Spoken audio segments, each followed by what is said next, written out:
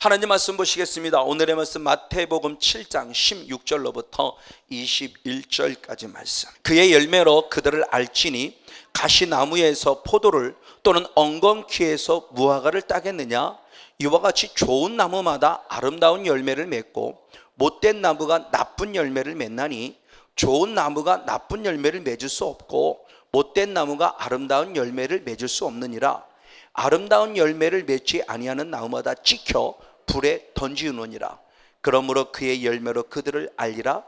나더러 주여 주여 하는 자마다 천국에 다 들어갈 것이 아니요 다만 하늘에 계신 내 아버지의 뜻대로 행하는 자라야 들어가리라. 아멘. 할렐루야. 네, 오늘은 창조 이전의 영의 세계에 대한 부분 속에 5번째 시간을 들어보려고 합니다. 창조 이전의 영의 세계에서 하나님의 관심은, 하나님의 비전은 무엇이냐 그랬을 때 유일하게 하나님의 나라에 관심을 갖고 계시다. 이것을 사도 바울은 에베소서 1장 3절의 말씀에 하늘의 신령한 복이라고 그랬죠. 하나님이 우리에게 주시는 거룩한 신령한 복이라고 표현했어요. 이 구원이 결국 뭐냐라고 했을 때 우리가 가지고 있는 개념들을 확 깼다고 그랬죠. 우리가 가지고 있는 개념은 죽어서만 가는 이 하나님의 나라, 이 구원을 얘기했어요. 근데 예수님은 죽어서 가는 하나님의 나라가 아니라 반대로 내가 무엇하고 있을 때, 살아있을 때, 지금 우리에게 하나님의 나라가 이루어지되고 지금 우리에게 구원의 은혜가 임해야 한다는 거죠. 미래형이 아니에요. 미래는 반드시 맞지만 미래형이 되기 이전에 지금이에요. 현재형. 지금 우리 안에 하나님의 나라가 이루어져야 될 것에 대한 부분을 말씀하고 있는 부분이죠. 그래서 이 구원의 확신을 가진 자는 이제 놀랍게 구원에 이르도록 무엇해야 한다? 자라야 한다는 거죠. 왜? 주님이 중요한 말씀하셨어요. 히브리서 9장 28절의 말씀에 보면 첫 번째 오신 예수님은, 초림의 예수님은 우리를 죄로부터 구원하러 오셨지만, 구원을 얻는 선물을 주셨지만, 다시 오실 재림의 예수님은 우리를 구원에 무엇하게? 이르게 하기 위해 오신다고 그랬어요. 그래서 구원에 이르는 신앙을 가져야 되는데 그 구원에 이르는 신앙이 무엇이냐 했을 때 자라는 신앙이다. 그래서 우리의 신앙은 회개로부터 시작해서 회개에 이르는 신앙으로 자라야 되고, 믿음으로 시작해서 믿음에 이르는 신앙으로 자라야 될 것이며, 하나님을 아는 신앙으로 시작해서 하나님을 아는 것에 자라가는 신앙이 되어야 된다. 그래서 어린아이 신앙을 버리고 빨리 아비의 신앙까지 자라야 된다라고는 구체적인 모습을 지난주까지 말씀을 또 구체로 나누었어요. 그러면서 그 하나님의 나라를 이루시려면 하나님의 나라가 우리가 분명히 믿음으로 얻는 것인데, 이 믿음이 무엇이냐 했을 때 그냥 믿습니다로 끝남이 아니라 믿음에서 믿음으로 이르는, 믿음에서 믿음을 이루는 신앙을 갖기 위해서 우리가 중간적인 입장 속에 싸워야 될. 그래서 어린아이 신앙에서 아비의 신앙으로 자라려면 중간에 무슨 신앙이 필요하냐? 청년의 신앙이 필요한데, 이 청년의 신앙은 결국 뭐냐고 했을 때 우리가 잘 아는 대로 마태복음 12장 28절 말씀에 성령을 힘입어 누구를 쫓아내는 것이다? 마귀, 귀신을 쫓아낼 때 하나님의 나라가 내 안에 이미 이루어졌다라는 부분이죠. 이미 이루어졌다는 과거가 중요하다고 그랬어요. 이제서야 하나님의 나라가 이루어진 게 아니에요. 이 말을 역으로 말하면 에덴 동산의 영성을 잠시 기억을 해야 돼요. 그래서 에덴 동산의 영성에 대한 구체적은 아니지만 잠시나마 우리가 한번 들어가 봤죠. 하나님께서 우리를 구원하셨다, 하나님의 나라를 이루신다고 하는 것이 언제부터의 계획이다? 창조 이전의 영의 세계부터의 계획이었어요. 그러니까 하나님은 저와 여러분을 이미 내가 이 땅에 태어나기 전부터 우리를 구원하셨다는 거예요. 예레미야 1장 5절에 예레미야에 대한 부분도 있지만, 또는 로마서 9장 11절 말씀 한번 보겠습니다. 로마서 9장 11절, 구약의 얘기를 지금 다윗이 풀어봅니다. 로마서 9장 11절 시작. 그 자식들이 아직 나지도 아니하고 무슨 선이나 악을 행하지도 아니한 때 택하심을 따라 되는 하나님의 뜻이 행위로 말미암지 않고 오직 부르시는 얘기로 말미암아 서게 하려 하사. 아멘. 참 중요한 말씀. 지금 누구를 두고 하는 얘기냐? 12절 말씀을 봅니다. 12절 말씀. 시작. 리브가에게 이르되 큰 자가 어린 자를 섬기라 하셨느니. 아멘. 13절까지. 13절. 기록된 바 내가 야곱은 사랑하고 에서는 미웠다 하신 것 같으니. 아멘. 지금 누구 얘기를 하느냐? 야곱과 에서의 얘기를 하는데, 이 야곱과 에서가 이 땅에 태어나서 악을 행했고 선을 행했기 때문에 기준이 아니라는 거예요. 그러니까 쉽게 말하면 그들이 태어나기 전부터 이미 하나님은 야곱과 에서에 대한 부분을 무엇했다? 이미 택하셨다는 거예요. 예정하셨다는 거예요. 그래서 야곱은 사랑을 받고 에서는 미워하셨다는 말씀이 이루어지도록 하나님이 큰 자가 어린 자를 섬기는 이 사건이 태어나서가 아니라 태어나기 전부터 하나님의 거룩한 뜻이었다는 거예요. 예전 같으면 저 말이 믿어지지가 않은 거예요. 제 영성. 왜? 교리 속에서는, 교리 속에. 저는 성결교 목사이기 때문에 교리 속에 저 예정론이 약해요. 우린 자유의지가 강해요. 내가 이만큼 하니까 하나님이 이만큼 주신 거고, 내가 이만큼 안 하니까 이만큼, 이런 개념이 강하단 말이에요. 근데 영의 세계를 알고 보니까 장로교가 말하는 예정론은 아닙니다. 그런 교리적인 예정론이 아니라 말씀 안에서의 택함이라는 예정에 대한 개념이 제가 확실해진 거예요. 그래서 목사이지만 제가 구원의 확신이 이제는 생겼다는 말을 여러분의 감히 드리는 거예요. 그전에는 막연히 추상적으로, 왜? 들은 게 있으니까. 그리고 목사가 구원의 확신이 없습니다 그러면 세상적으로 말하면 쪽팔린 얘기고 이건 있을 수 없는 얘기고. 근데 이제는 아니에요. 이제는 확실해요. 이 확신이 오니까 죽음이 두렵지 않고요, 고난이 두렵지 않다라는 거예요 이제는.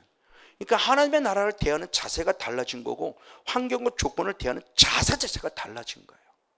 저는 저 말씀이 너무너무 중요하게 와닿는 거예요. 예레미야도 마찬가지죠. 엄마 뱃속에 생기기 전부터 이미 뭐 됐다? 택하였다, 불렀다. 그래서 지금 부르는 거예요. 하나님이 예레미야를 갑자기 부른 게 아니라는 거죠. 저걸, 저 말씀을 우리 각자에게 적용시키면 나 역시도 마찬가지예요. 저는 한 번도 목사가 되려고 꿈도 안 꿔본 사람이에요. 어느 날 목사가 됐어요. 성경적인 기준으로 보면은 다윗이 한 번이라도 왕이 될 꿈을 꿨나요? 아니요, 절대 안 꿨어요. 근데 하나님은 강력하게 이미 다윗을 그렇게 만들고 작정하셨기 때문에 지금 이루어 가시는 거예요. 이 부분의 모습을 보면서 아, 이거구나. 내가 목사가 되고 싶어 목사가 된 것이 아니라 하나님의 거룩한 섭리와 계획 속에 이미 주권 속에 있었던 것이고, 나는 잘못된 길로 가려고 삼천포로 빠져서 부지런히 도망 다녔을 때 주님은 억지로 끌어서 앉혀놨고, 그리고 그만큼 내게는 고통이고 고난이고, 이 목사길을 안 가려고 했을 때는 그리고 고난밖에 없죠. 그리고 집사람은 알아요? 제 신학생까지도 담배 폈다니까요.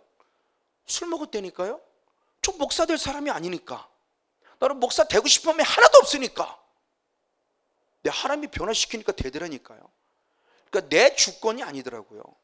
그 집사람이 깜짝 놀란 거예요. 신학생활하면 다들 거룩하다. 아니야, 신학생 나처럼 안 거룩한 사람도 많아. 그러고 얘기를 하는 거예요. 신학생하고 전도사님, 목사면 차원이 달라요. 신학생 만들어 지금 훈련받는 중이에요. 전사님도 훈련받는 중이고요. 기름 부으시는 목사가 되기까지, 아니 목사가 돼도 하나님 계속 훈련시켜요. 그래서 결국 하나님이 원하시는 목회자로 만들어가요. 그걸 이제는 확실히 느끼는 거예요. 그러니까 발버둥 칠래 봐야 발버둥 칠 수가 없어요. 도망칠래야 도망칠 수가 없다는 거예요. 하나님의 주권 속에 딱 잡혀 있으니까. 그래서 저는 그게 믿어지는 이 시간이 하나님의 시간이라는 거, 하나님의 역사는 흘러가고 있다는 거, 지금 하나님의 시간 속에 내가 동참하고 있을 뿐이에요. 나를 동참시키니 감사한 거예요. 만약 내가 주님의 구원받지 안 됐으면 하나님의 역사의 선사 속에 나를 배제시켰겠죠. 근데 하나님의 역사의 흐름 속에 성공이라는 사람을 끌어들이고 거기서 일꾼이 되게 만들고 여러분의 조금이나마 유익을 주는 통로로 만들어주고, 저는 이게 감사한 거예요. 이게 절대 주권, 바로 이런 주권 속에서 하나님이 주신 은혜인데, 이 은혜를 입어서 이게 구원을 얻은 거예요.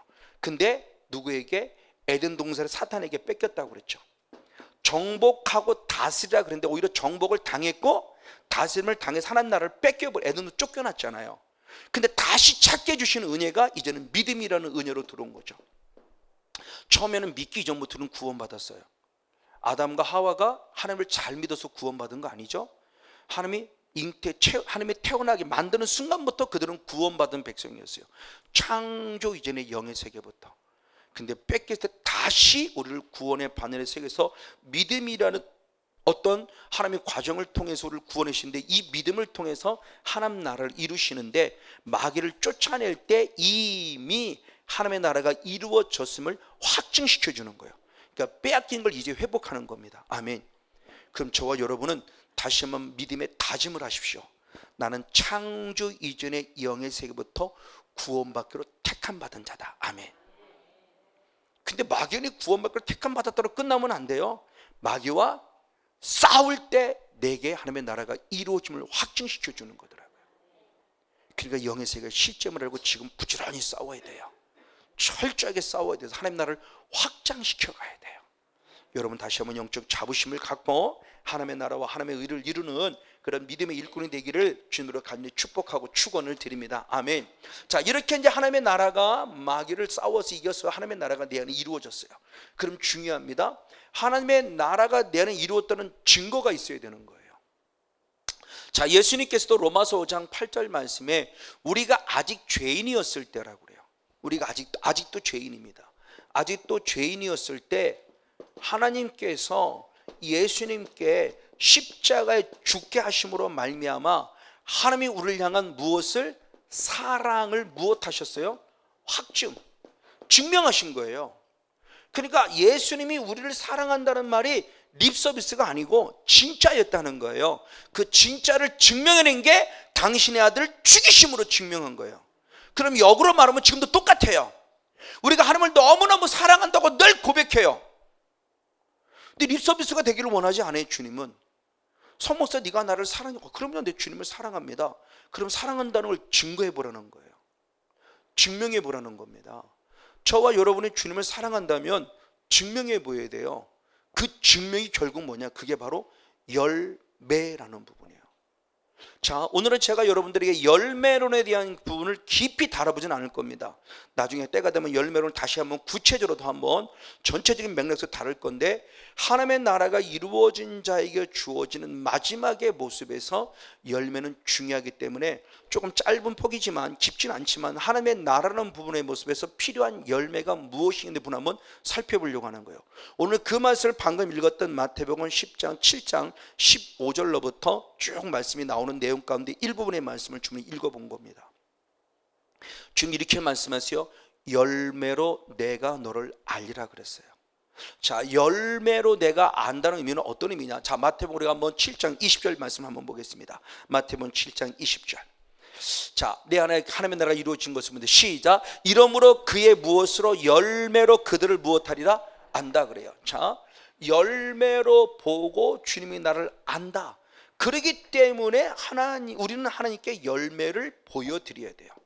자, 그런데 우리가 그동안 가지고 있던 열매론의 개념은 무슨 열매를 맺어야 하느냐, 무슨 열매를 맺어야 하느냐, 자꾸 이 부분 속에 우리가 너무 치중했어요. 틀린 얘기는 아니에요. 저도 이 부분을 다뤄볼 거니까.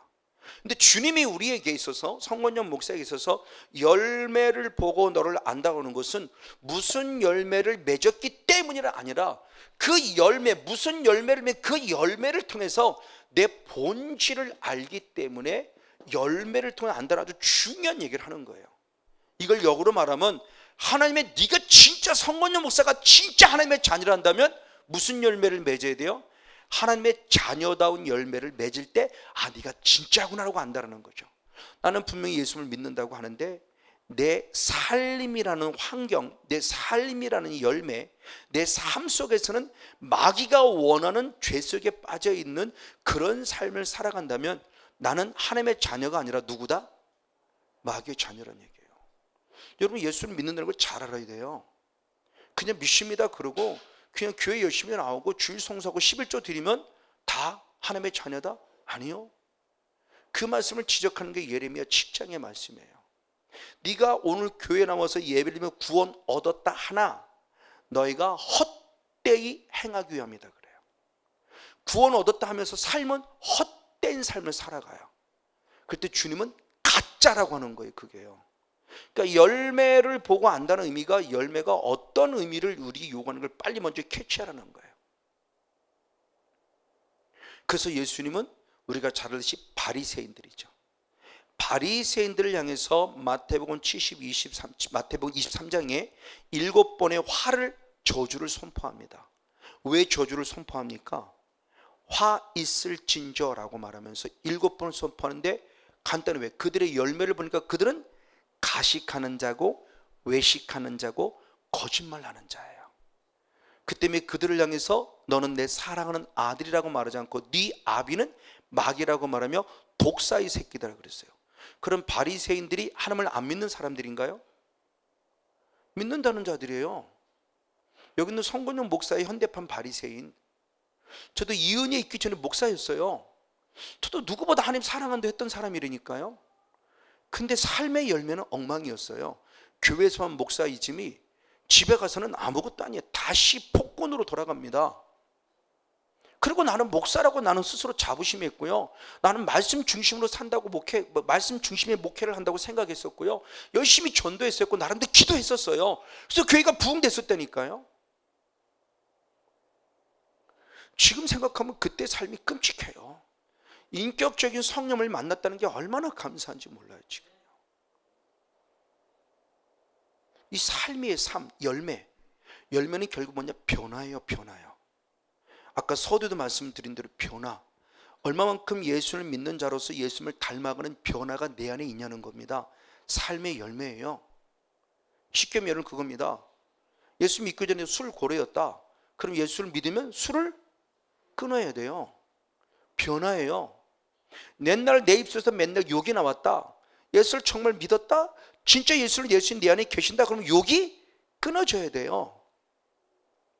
내 안에 시기와 질투가 가득했다. 정말 예수를 믿었다. 성령 내 안에 계신다. 그럼 시기와 질투가 끊어져 온유와 겸손으로 바뀌어야 돼요. 그게 모세잖아요. 모세는 바뀌었잖아요. 변화됐잖아요. 그의 온유함이 세상에 승했어요. 정말 예수 믿는 게 뭐예요, 여러분? 하루 7시간씩 기도하면 뭐 할 거예요? 집에 들으면 맨날 남편하고 싸우는데, 집에 들으면 맨날 자녀들하고 부딪혀 싸우는데 7시간 기도하면 뭐 할 거냐고요? 7시간 기도하는 게 열매입니까?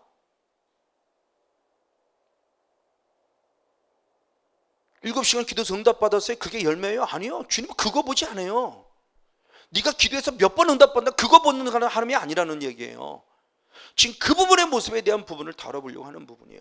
정말 중요한 부분입니다. 자, 왜냐? 다시 한번 봅니다. 마태복음 7장 17절 20절 두 절 말씀 봅니다. 시작. 이와 같이 좋은 나무마다 아름다운 열매를 맺고, 아멘. 못된 나무가 나쁜 열매를 맺는 이러므로 그의 열매로 그들을 알아요. 좋은 나무는 당연히 뭐를 맺어요?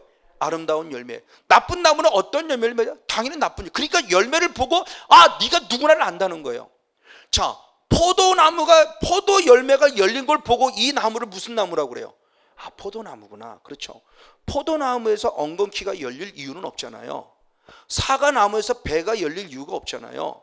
자, 이 말씀을 또 다른 각도로 설명한 부분이 있어요. 마태복음 12장에 묻습니다. 마태복음 12장 우리 한번 35절 한 절 말씀이 있습니다. 마태복음 12장 35절 시작. 선한 사람은 그 쌓은 선에서 뭐가 나오고? 선한 것이 나오고, 악한 사람은 그 쌓은 악에서 뭐가 나요? 악한 것이 나요. 그러니까 성건용 목사에서 악이 나오면 내 본질은 누구라는 거예요? 너는 악한 자구나. 이 말을 달리 말하면 나는 누구구나? 내 아비는 누구다? 마귀다. 여러분, 이게 아주 중요한 의미입니다.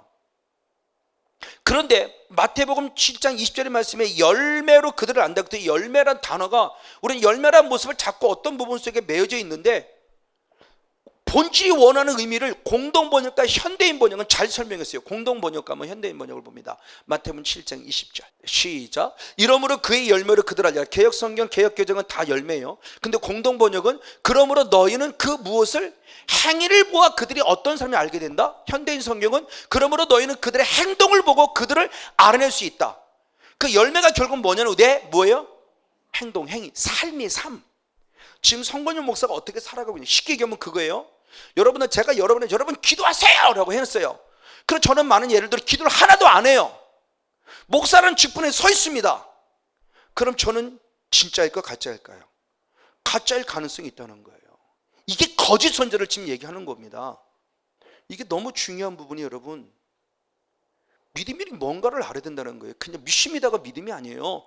교회 열심히 나간다는 게 믿음이 아니라는 겁니다. 믿음의 일부분일 수 있지만 그것이 전부로 봐서는 안 돼요. 주님은 뭐로 하느냐? 열매예요, 열매. 그 부분 속에 중요한 요소를 지금 얘기를 하는 맞습니다. 자, 그렇다면 이런 귀한 열매를 결국은 우리는 어떠한 열매를 맺어야 할까 하는 부분의 모습, 그래서 그분의 모습 일부분의 모습을 다뤄보려고. 첫 번째 모습입니다. 마태복음 3장 8절 말씀을 봅니다. 마태복음 3장 8절. 진짜 내 안에 하나님의 나라가 이루었다면 첫 번째 크게 세 가지를 볼 건데 어떤 열매를 맺을 것이냐, 같이 한번 읽겠습니다. 시작. 그러므로 회개의 무엇이냐, 합당한 열매를 맺어라. 아멘. 자, 너무너무 중요한 얘기를 했어요. 회개 합당한 열매를 맺어라. 이 다시 말하면 뭐냐, 회개 우리 열심히 했어요. 회개 열심히 했는데 회개로 끝나버렸어요. 그러니까 회개의 개념이 잘못된 거죠. 자, 우리는 회개를 하나님 잘못했습니다 그러면 이게 회개인 줄 알아요. 아니, 이거는 자백이에요. 자백. 자백은 요한일서 1장 7절과 10절을 보면 하나님 앞에 잘못했습니다 이거면 돼요. 그러면 우리의 죄를 분명히 무엇해 주세요? 용서해 주세요. 틀린 거 아니에요. 분명히 용서해 주세요. 근데 회개에 합당한 열매는, 이 회개라는 개념은 이 자백의 모습을 요구하는 게 아니라, 우리 회개라는 단어를 사용하지만 회개란 성경에서 말씀하는 회개의 의미는 우리가 지금 한자 자체로 봐도 알아요. 우리가 하나님을 회개한다, 이 회개가 뭐냐, 돌아온다라는 거예요. 다시 말하면 이게 낭떠러지예요. 지금 가고 있습니다. 이게 죄로 말미암아 지금 죽음이에요. 낭떠러지예요. 가는데 주님이 알려줬어요. 거기 가지마, 죽어. 그러면 아이쿠 하나님 잘못했습니다 하고 딱 멈췄어요. 멈췄는데 이거는 자백이 될 수는 있어요. 근데 계속 가느냐 아니면 돌아서는 나에게 달려있는 거예요. 계속 가면 용서를 하나님이 알려줬어도 계속 가면 나는 뭐 하는 거예요? 죽는 거예요. 죄는 용서받는데 계속 죄 속에 빠지면 나는 죽어요. 회개는 이거 죽음이 여기 낭떠러지구나 그러면 어떻게 돼? 다시 돌아서야죠. 유턴해야죠. 이게 회개예요. 그러니까 회개했다는 회개에 합당한 열매는 결국 뭐냐, 아버지 잘못했습니다 하고 용서해 줬으면 합당한 열매는 뭐예요? 죄로부터 돌아서야 되는 거죠. 지금 이걸 얘기하는 건데 이 부분의 모습 우리는 그동안 많이 강조하지 않았어요. 이거는 강조가 됐어요. 이거요. 이게 그러니까 이 부분의 모습이 지금 우리가 중요한 영적인 부분을 지금 하나님께서 우리에게 알려주고 있는 거죠. 회개가 아니라 자백으로 끝났어요. 자백으로 끝났기 때문에 가서 문제가 생기는 거예요. 그럼 주님께서 우리들에게 회개에 합당한 열매를 맺으라는 말을 이걸 역으로 다시 바꾸면 결국 죄와 싸워 이기라는 거예요. 그래서 예수님께서 우리들의 존재의 모습을 얘기했을 때 똑같은 모습이에요. 자, 이 하나님의 나라에 대한 부분을 얘기했을 때 주님이 중요한 얘기를 합니다. 자, 먼저 한번 봅니다. 사도 요한을 통해서 봤을 때 사도 요한이 먼저 성경을 쓴 목적을 먼저 얘기했습니다. 자, 요한복음 20장 31절을 봅니다. 요한복음 20장 31절 말씀 먼저 봅니다.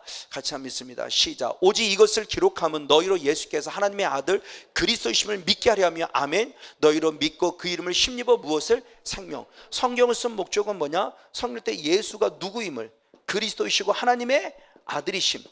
자, 이게 그리스도에서 분명히 말씀을 드렸어요. 예수가 그리스도고 예수가 하나님의 아들이라는 너무너무 중요하다는 말을 말씀드렸어요. 이것을 기록해서 이것을 통해서 보는 자들이 무엇함으로? 믿음으로 말미암아 무엇을 얻게 함이옵니다. 영생을 얻게 합니다. 아멘. 이게 가장 기초예요. 그럼 사도는 이거로만 끝났냐? 아니요. 다시 한번 또 썼습니다. 요한일서 2장 한번 1절을 봅니다.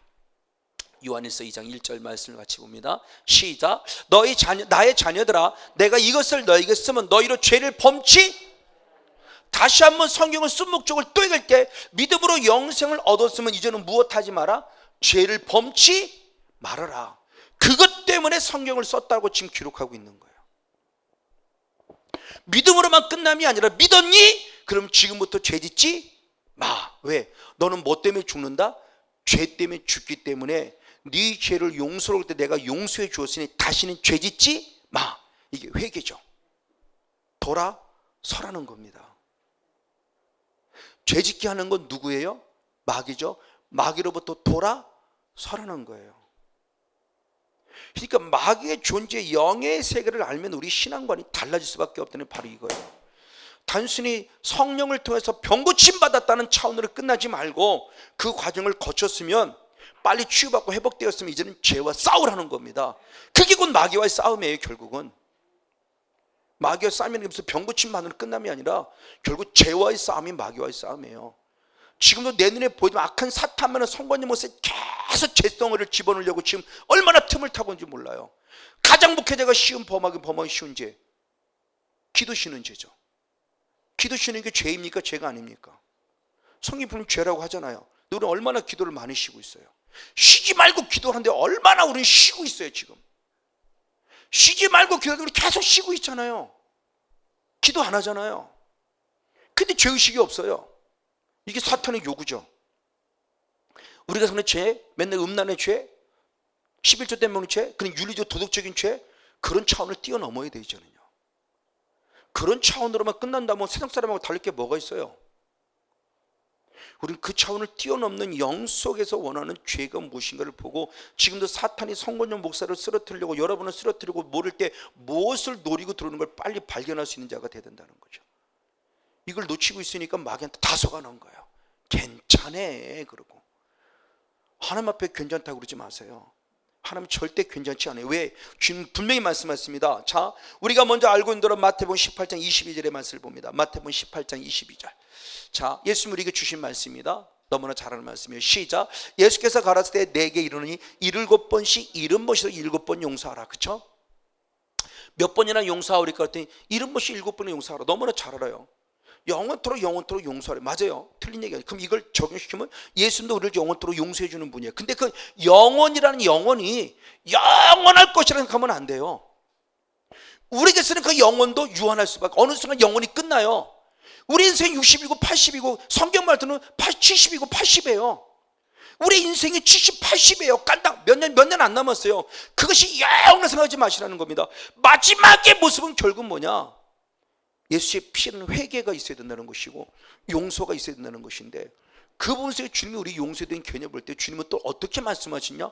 요한복음 8장 11절은 또 이렇게 말씀하세요. 요한복음 8장 역시 하면 11절을 봅니다. 역시 있습니다. 시작. 예수께 대답하되 주여 없나이다. 예수께서 가라사대 때 나도 너를 정죄하지 아니하니 가서 다시는 죄를 범치 말라 하시는. 아멘. 즉 예수님이 나를 용서해 준 것은 또 죄를 지어도 용서해 주겠다는 개념이 아니라 다시 죄짓지 않기를 원하며 용서해 준 거예요. 그 은혜를 알아야 돼요. 그래서 반복적인 죄, 예전에 성경 때 한번 말씀했어요. 반복적으로 범하는 죄에 대한 부분에서 영원할 걸 생각하지 마세요. 성경 그렇게 말하고 있지 않습니다. 반복적으로 짓는 죄 다시는 용서하지 않는다고 성경에 분명히 말하고 있어요. 나중에 또 내가 뭐 한번 말씀을 나누게, 어쨌든 지금 모습에서는 분명히 중요한 부분이요. 주님의 나라를 용서해 준 건 다시 죄짓지 않기를 원하며 용서해 주었다라는 용서의 유한한 한계에 이분을 빨리 인정하라. 이 말을 달리 말하면 내 인생의 끝이 언제일지 몰라요. 여기서 예배 끝나고 나가다 쓰러도 몰라요. 저 같으면 지금 설교다 팍 쓰러도 몰라요. 저는 한번 설교다 팍 쓰러본 경험이 있기 때문에 언제 어떻게 쓰러질지 몰라요. 언제 어떻게 죽을지 모른다는 거예요. 언제 어떻게 내 의식이 살아날지 몰라요. 그러니까 의식이 있을 때 회개된다는 거예요. 철저히 예수의 피로 회개되고요. 죄와의 싸움이 필요한 부분이에요. 늘 천국 갈 준비가 되어 있어야 된다는 얘기예요. 하나님의 나라가 이루어진 자만이 가능한 거예요. 근데 대부분 사람은 그건 죽어서 가는 얘기야. 멀리 있는 얘기야. 이렇게 생각하니까 오늘 막 살아가는 거예요. 그리고 교회에서 아버지 잘못된 거 세우세요. 그리고 또 내년도 아버지 또 잘못된 거 세요. 이런 반복적인 죄? 아니요. 성경이 그렇게 말하고 있지 않아요. 이게 제가 악한 영에 저를 죽이려고 어떻게 치열하게, 어떻게 비겁하게 지금 우리에게 침투해 들어오는 걸 보라는 겁니다. 자, 이 부분 속에 주님이 지금 말씀하는 부분의 모습입니다. 맞습니다. 이것을 통해서 주님은 이렇게 히브리서 기자는 그렇게 표현했습니다. 히브리서 6장 1절, 2절 두 절 말씀을 봅니다. 히브리서 6장 1절, 2절 역시 한번 두 절 말씀을 같이 한번 읽겠습니다. 시작. 그러므로 우리가 그리스도의 초보를 버리고 아멘 죽은 행실을 회개함과 하나님께 대한 신앙과 세례들과 안수와 죽은 자의 부활과 영원한 심판에 가는 교훈의 틀을 다시 닦지 말고 완전한 대로 나아가라. 아멘. 그리스도의 무엇? 초보. 이걸 히브리서 5장 13절 14절의 말씀에서는 어린아이 신앙이라고 그랬어요. 어디로 나아가라? 완전한 대로 나아가라. 이거를 바로 그 윗절 말씀에 히브리서 5장 14절의 말씀에서는 아비의 신앙, 단단한 신앙, 장성한 자의 신앙이라고 그랬어요. 그러니까 우리의 신앙이 번제되는 신앙에서 빨리 벗어나 지성소의 영성으로 자라야 되듯이 초보의 신앙, 어린아이 신앙을 버려 빨리 아비의 신앙으로 자라가야만 한다. 이게 결국 뭐냐? 죄와 싸워 이기는 영성임을 말하고 있는 거예요. 죄를 안 짓는다가 아니에요. 우린 절대적 거룩엔 설 수 없어요. 상대적 거룩이에요. 오늘 내가 10번 줬으면 죄를 10번 줬으면 하루 잘못했습니다. 그러면 내일은 9번으로 줄여야 되고, 오늘 또 9번 죄 줬으면 아버지 잘못 했으면 내일은 또 8번 줄여서 자꾸 성화라는 단계로 자라가야 되는 거예요. 이게 성화예요. 근데 지금은 장로교나 성결교에서 성결을 얘기 안 합니다. 성결과 성화가 똑같은 의미인데 장로교에서 성화 얘기 잘 안 해요. 이제는요. 그냥 번제단의 영성만 가르쳐요. 무조건 잘못했습니다. 다 용서해줘. 틀린 얘기는 안 해요. 다 용서해 주세요. 근데 번제단에만 머무르는 신앙, 어린아이 머무르는 신앙은 아주 위태해요. 아까 제가 초반했던 그 집사님이 그 얘기했어요. 어린아이 신앙은 위험해요. 집사님의 말에도 나온 얘기예요. 제가 똑같이 하는 말을 그분도 했어요. 어린아이 신앙은요, 마귀에게 납치되기 딱 좋아요. 집사님의 입술에서 나온 고백이에요. 그 모습이 누군지 모르지만 잘 가르치신 분이에요. 근데 우리는 다 어린아이 신앙에 머물러 있어요. 내가 어린아이 신앙을 생각하면 왜? 내가 직분이 장로고 직분이 목사인데 내가 어린아이 신앙 아니요. 목사에도 어린아이 신앙이 있어요. 오히려 초신자가 아비의 신앙 가진 자가 있어요. 그러면 두렵지 않아. 왜? 구원이 확신이 생기니까. 나중에 시간이 지나니까 변질되는 거예요. 다시 아비 신앙까지 올랐다가 어린 신앙 다시 떨어지는 거지. 어떤 지금 중요한 부분의 것을 말합니다. 맞습니다. 그래서 사도 바울도 똑같은 말을 한 번 더 합니다. 고린도전서 15장 34절 말씀입니다. 고린도서 15장 34절 말씀 역시 있습니다. 시작. 깨어 의를 행하고 죄를 짓지 말라. 아멘. 하나님을 알지 못하는 자가 있기로 내가 너를 부끄럽게 하게 말한다. 자, 고린도 15장은 부활장이에요. 부활을 얘기하기 위해서 중요한 걸 얘기해요. 내가 너희들을 하나님을 알지 못하는 자가 있기에 부끄럽게 하기 위해서 얘기하노니 죄짓지 말아요. 즉 죄진 자는 하나님을 알지 못하는 자이고 그들이 위태합니다. 부활의 주님을 다시 맞이할 수 없는, 즉 구원에 이르지 아니하는 신앙이 될 수 있기 때문에 너희를 부끄럽게 해서 너희를 정신 차리게 얘기하노니 죄짓지 마, 깨 의를 행해 라고 말하며 충격적인 얘기를 해요. 호세아서의 말씀에도 마찬가지. 호세아 5장의 말씀에 음란한 자가 있으니 음란한 자는 여호와를 알지 못함이라 그랬어요. 호세아 시대의 선지자 그때 당시 이스라엘 백성을 다 하나님 믿는 백성들인데 삶은 음란의 행위를 하고 있어요. 그리고도 하나님 믿는다고 그래요. 음란의 행위를 하면 하나님 믿는다고 웃기지 마세요. 절대 하나님 믿는 거 아니에요. 하나님의 자녀가 아니라는 겁니다. 내 안에 하나님이 계시다면 성목사 너 음란해라고 할 이유가 없다는 거죠. 그런 성목사를 음란하게 하는 건 내 안에 누가 자리 잡고 있다는 거예요? 마귀요. 근데 음란을 합리화시켜요? 영어로만 조금 이해하면 금방금방 답이 나와요. 이걸 영어로 이해를 안 하려고 나는 원래 죄인이야 그러면서 자꾸 자를 합리화시키는 거면, 맞아 죄인인 거 알아요. 죄인이기 때문에 주님을 용서해 줬으니까. 근데 죄인이라고 했을 때 무한정으로 무조건 용서해 준다? 아니라는 겁니다. 내 인생의 종말이 언제인지 몰라요.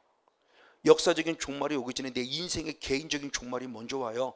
그때를 예비하는, 그때를 준비하는 신앙이 돼야 된다는 거예요. 바로 그 신앙의 모습을 지금 우리에게 말씀해 주는 모습입니다. 맞습니다. 그래서 하나님도 직접 말씀하시니 가인에게 뭐라고 말씀했는가? 창세기 4장 7절의 말씀입니다. 창세기 4장 7절에 하나님은 가인에게 이렇게 말했습니다. 시작. 내가 선을 행하며 어찌 낫을 들지 못하겠느냐? 선을 행치 아니하면 죄가 문에 엎드리니라. 죄의 손은 내게 있으나 너는 죄를, 그렇죠, 죄를 무엇하라? 다스리라요. 죄 짓고 싶은 소원이 있다 없다? 내 안에 있어요. 이것까지 없는 건 아니에요. 사탄이 주는 생각이니까. 생각은 있지만 생각을 다스리는 거죠. 근데 왜 죄를 졌냐라는 답이 더 중요해요. 왜 죄를 단순히 죄 졌냐? 아니요. 선을 행하라는 거죠. 선을 행할 때 선을 행하지 않으면 내가 무엇이, 죄가 내 안에 엎드렸다 틈을 둬서 죄 짓게 하는 거예요. 그래서 야고보서 4장 17절에 말씀할 때 분명히 뭐라고 표현했냐? 선을 행할 줄 알고도 행하지 않는 게 바로 뭐다? 죄라고 하는 거예요. 그러니까 선과 죄가 무슨 뭐 엄격한 거 아니에요. 앞뒤 차이, 앞뒤 차이. 그러니까 선을 행하지 않는 게 곧 죄고, 죄를 짓는 건 선을 행하지 않았다는 거예요. 그러니까 죄 짓지 않았다가 먼저가 아니라 선을 행하는 자는 결국 죄와 싸워 이기는 자라는 거죠. 그렇죠? 이겁니다. 나는 내 남편 안 미워, 이게 다인 것 같아요? 아니요. 믿지 않아로 끝나면 안 되고 남편을 사랑해야 이게 진짜라는 거예요. 사랑을 해야 미워하지 않는다는 겁니다. 보세요. 나 안 미워. 근데 무관심해요. 근데 진짜 죄는 무관심이 더 큰 죄일 수 있어요. 치고받고 싸우는 아직도 흔히 말하는 애증이 있어요. 아직도 사랑하기 때문에 그나마, 그렇죠? 엄마가 아들한테 요거도 뭐도 안 되고 계속 잔소리하는 건 그나마 엄마가 아들을 사랑하니까. 누가 그 아들한테 잔소리할 거예요? 그 아들한테 잔소리, 너는 내 새끼 아니야? 그러면 또 끝나는 거예요. 부부가 한 집에 살아도 무관심이요? 선을 행할 때 선을 행하지 않는 것 제가 죄예요. 미워하지 않는다로 끝나지 마세요. 미워하지 않는다로 끝나지 마. 사랑을 먼저 베풀을 때 미움을 이길 수 있다는 거예요. 이게 영의 세계의 비밀이라는 거예요. 근데 그게 안 되잖아요. 왜 안 됩니까? 내 안에도 똑같이 마귀의 역사가 있으니까. 그러니까 사탄이 지금 내 안에 틈을 노리는 거잖아요. 선 행하지 마. 미워하지 않으면 다 됐지. 기도하지 마. 주일날 교회 한번 가면 됐지. 11조 드리지 마. 그냥 주일날도 한 번도 안 빠져가. 11조 드리지 마. 괜찮아. 너 주일날 새벽에 한 번도 안 빠져. 그러면 돼. 이게 사탄이 계속 합리화시킨다니까요. 그게 아니라는 겁니다. 너무너무 중요한 모습을 좀 말씀드리는 거예요. 이게 영의 세계에 들어가니까 이런 것들이 부족하지만 보이는 거 이게요. 이거구나. 사탄이라는 존재가 지금 얼마나 은밀하게 들어와서 우리를 죽이려고 지금 어떻게 최후의 발악을 하는 걸 이게 보이는 거예요. 이게 이제는요. 그러니까 억울하고 밤에는 영적 긴장력을 가져야 되고요. 그냥 허랑방탕하게 살아갈 수 없어요. 그냥 그를 될 대로 대라식으로 살아갈 수 없다고요. 이제는요. 맞습니다. 자, 그럼 놀랍게 이렇게 죄짓게 하는 주인공은 누구냐는 거죠. 요한일서 3장 8절의 말씀을 봅니다. 요한일서 3장 8절 너무나 잘 아는 말씀이지만 같이 봅니다. 시작. 죄를 짓는 자는 마귀에게 속하느니 마귀는 처음부터, 그렇죠. 그럼 죄짓게 하는 주인공이 누구냐는 거예요. 이게 바로 누구다? 마귀요. 이겁니다. 마귀라는 존재가 죄를 짓는 마귀에 속해요. 그러니까 마귀 자꾸 속하게 하려고. 속했다는 의미는 뭐냐? 자기 자녀 만들려고요. 그러니까 바리새인은 다 속은 거예요. 그럼 바리새인이 죄를 지어서 죄냐? 아니요. 선을 행하지 않았어요. 아까 그대로. 뭐만 살았어요? 말만 살고 입만 살고 몸은 안 움직였어요. 지는 있어요. 근데 정도 있는데 의가 없어요. 손으로 움직여 행함이 없어요. 그리고 수은 삶 속에서 나라는 게 외식과 가식인 거예요. 선을 행할 때 선을 행하지 않으면서 선을 행하는 척 가식하는 거죠. 그게 사울이었죠. 바울 되기 전에 사울이었어요. 사울의 영성. 율법에 흠이 없을 만큼 완벽하게 살아서도 하나님은 사울을 하나님의 자녀라고 생각하지 않았다는 거죠. 어린아이 신앙에 머물러 있는 거예요. 그러니까 이 신앙들이 지금 우리들이 어떤 도전을 주는가를 봐야 된다는 거죠. 바로 그 부분 속에 중요한 좀 며칠을 주는 겁니다. 맞습니다. 그랬을 때 주님은 뭐라고 표현했냐? 그래서 히브리서 12장 4절에 그렇게 표현한 겁니다. 히브리서 12장 4절 한 절 말씀을 같이 한번 있습니다. 시작. 너희는 죄와 싸우되 아직 피 흘릴까지 대항치 아니했다. 아멘. 자, 주님이 책망하는 내용이죠. 뭐를 얘기하느냐? 너희는 죄와 싸우다 어떻게 싸우기를 원해요? 피 흘리까지 싸우기를 원하는데 그렇게 안 싸운 것에 대한 부분을 책망하면서 안 싸웠기 때문에 내가 너에게 5절로부터 뭐라냐? 징계를 준다는 거죠. 그게 그만큼 내게 시험거리인 거예요. 즉 죄에게 지면 내가 시험거리예요. 죄와 싸우자는 내게 시험거리 생기는 거예요. 그러니까 죄를 단순히 죄를 보지 말고 죄를 누구의 것으로 보냐? 마귀의 성향, 죄성. 그래서 이 죄를 죄성으로 보자는 거죠. 죄성이구나. 내게 남아있는 죄성. 이것과 싸우든, 다시 말하면 성건영 목사 예를 들어 음란의 죄를 점했어요. 그래서 예수의 피로 잘못했습니다. 그래서 분명히 자백했기 때문에 용서는 받았어요. 음란의 죄는 용서받았지만 내 안에 뭐는 남아있는 거예요? 음란의 죄 짓는 죄성은 남아있잖아요. 이 죄성의 본질은 누구예요? 마귀죠. 내 안에 음란의 영이 있다는 거죠. 근데 우리는 그동안 자백으로만 끝났잖아요. 회개를 말로는 회개했지만 회개를 가르치지 않았다고요. 죄로부터 돌아섬에 대한 부분을 말하지. 이건 죄로부터 돌아서면 결국 내 안에 뭐를 뽑아내야 돼요? 죄성.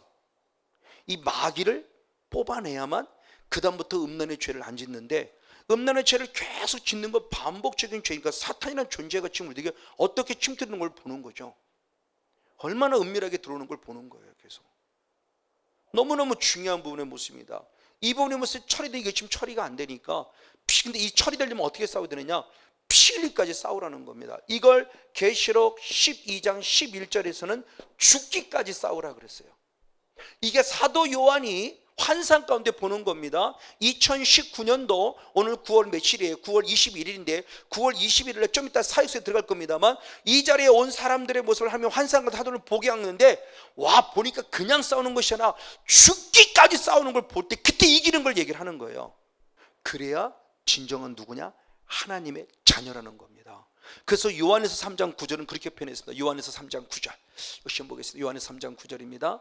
시작. 하나님께서 난 자마다 죄를 짓지 아니하느냐. 아멘. 이는 하나님의 씨가 그 속에 거하며 할렐루야. 저도 범죄치 못하는 것은 하나님께서 낳습니다. 진정한 하나님의 자녀, 하나님의 난 자, 자녀죠. 자녀라 한다면 죄를 짓지 아니하고 죄를 짓지 못한다까지 가야 된다. 왜? 내 안에 하나님의 뭐가 있다? 신 말씀이 내 안에 있기 때문에. 아멘. 자, 요한에서 3장 9절에 하나님의 말씀 확실히 믿습니까? 그렇다면 우리는 죄를 지어야 돼, 안 지어야 돼요? 안 지어야 되죠. 근데 죄를 짓고 있잖아요. 그러니까 저는 이 말씀이 부딪히는 거예요. 왜? 나는 죄 짓고 있잖아요. 그럼 나 하나님의 자녀가 아닌가? 하나님의 자녀 많은데 왜지? 그러면 결국 뭐냐? 나는 죄를 지었다는 것은 마귀와의 싸움을 싸우지 않았다는 거구나. 그냥 예수 피만 의지했어요. 예수 피만 의지한 거 틀린 거 아니에요. 예수 피를 의지했으면 이와 사도행전 2장 38절에 죄사함 받아서는 반드시 뭐를 선물로 받고 성령을 선물로 받으니 성령을 선물로 받아서는 뭐와 싸워야 된다? 마귀와 싸워서 하나님 나라가 내 이루어짐을 확증시켜야 돼요. 증명해내야 돼요.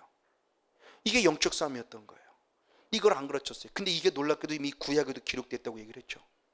구약에도 출애굽기 29장 14절의 말씀에 진정한 속죄제는 피로만 속죄미 끝내면 속죄제를 피를 통해서 드려진 다음에 14절에 불을 통해서 각 악한 그 똥덩어리를 제거시킬 때문에 진정한 속죄제가 된다라는 부분 속에 중요한 영적 원리 이미 구약부터 알려졌다는 사실을 수없이 여러분들 많이 전해줬어요. 빨리 깨달아야 돼요. 다시 한 번 더 죄와 싸워야 됩니다. 이겨야 됩니다. 이게 마귀와 싸우는 겁니다. 그래서 죄와 싸워 이겨서 마귀와 싸움 속에서 10번에서 9번, 9번에서 8번에서 계속 성화되어 가야 돼요. 내 신앙이 자라가야 돼요. 그래서 반드시 성령을 힘입어서 하나님의 나라가 이루어졌다면 죄와 싸우는 열매를 맺는 저와 여러분이 되어지기를 주님으로 간절히 축복하고 축원을 드립니다. 두 번째는 어떤 열매를 맺어야 되느냐? 로마서 14장 17절 말씀. 로마서 14장 17절 말씀을 같이 봅니다.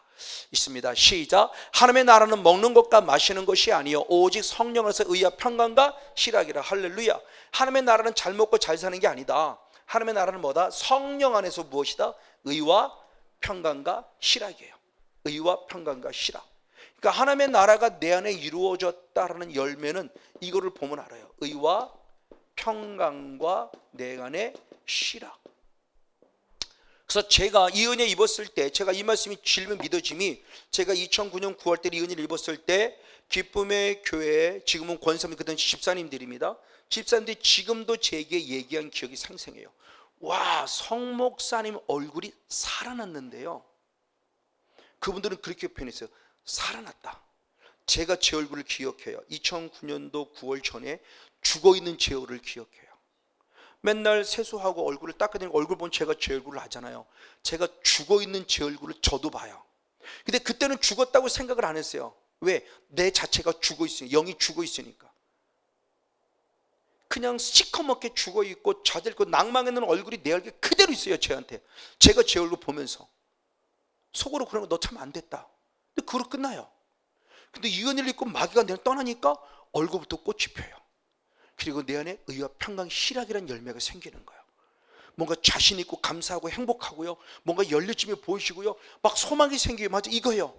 진정한 하나님의 나라가 있다고 바로 그거예요. 그래서 사역을 보면 안다고 제가 수없이 말씀을 드렸죠. 두 가지를 보면 알아요. 가장 먼저 얼굴의 때깔을 보면 알고요. 두 번째 딱 일어났을 때 하는 말을 들어보면 알아요. 하나님 감사합니다. 그 사람 분명히 하나님의 나라가 이루어진 자예요. 근데 이렇게 제가 수없이 설교를 해도요, 오늘도 그런지 몰라요. 똑같아요. 가면 또 근데 있잖아요. 목사님 꼭 단서 달아요. 아직 하나님의 나라가 안 이루어진 자예요. 감사를 몰라요. 진짜 하나님의 나라가 이루는 감사예요. 제가 우리 성도들은요, 자, 똑같은 표현입니다. 물이 컵인데 물이 컵에 반이 있어요. 어떤 사람은 반이나 남았네 이렇게 표현해요. 어떤 사람은 반밖에 안 이렇게 표현해요. 어떤 표현이에요? 둘 다 표현이 맞는 겁니까? 틀린 겁니까? 둘 다 맞는 표현이죠. 반이나 남은 거나 반밖에 안 나면 반은 똑같아요. 근데 그분의 영성이 표현하는 거죠. 반이나 남았네는 감사로 표현하는 거죠. 반밖에 없는 것은 원망과 불평이죠. 내 영성이 그렇다니까요. 뭐로? 언어로 표현돼요. 그게 얼굴로 표현되고요. 그 남편 보고 뭐라고 하지 마세요. 내 영성이 지금 찌그러져 있으니까 남편은 짜증내는 거예요. 남편 때문에 짜증난다고 생각하지 마세요. 내 영성이 지금 찌그러져 있는 거예요. 그러니까 나로부터 나오는 게 짜증밖에 없는 거예요. 제가 그랬으니까요. 근데 제가 살아있으니까 짜증이 안 나잖아요. 우리 딸이 있으니까 증명해 주잖아요. 정말. 그러니까 내 영성이 지금 내 영성이 꽃이 펴 있으면 당연히 꽃의 모습이 나타나죠. 그래서 우리 보고 그리스도의 향기라고 그러고 그리스도의 편지라고 그랬잖아요. 여러분은 그럼 어떤 모습이냐는 거예요. 남편에게 가장 잘하는 자는 남편이에요. 그래도 새끼한테는 약하더라고. 새끼한테는 기분 나빠도 기분 좋은 척 하려고 그래. 근데 남편한테는 그대로 적용해. 아내한테도. 남편은 남편대로 성질내고 아내는 아내대로. 그러니까 남편한테 물어보면 그분의 영성을 100% 알고요, 아내한테 물어보면 그분의 영성을 100% 알아요. 가장 먼저는 자녀한테 인정받기 전에 남편과 아내, 배우자에게 인정받아야 돼요. 우리 남편이 바뀌어서 인정받아야 되고 우리 아내가 바뀌어서 인정을 받아야 그분은 진짜 바뀐 거죠. 바로 이분의 모습이에요. 의합평강 실학이 결국 뭐냐는 거, 내 삶 속에요. 그래서 주님은 어느 곳에 어디를 항상 평안함을 물어요. 그래서 주님께서 내가 하나님의 나라 가기를 원하는데 두려워하지 말라고 도 요한복음 14장 1절에 말씀했죠.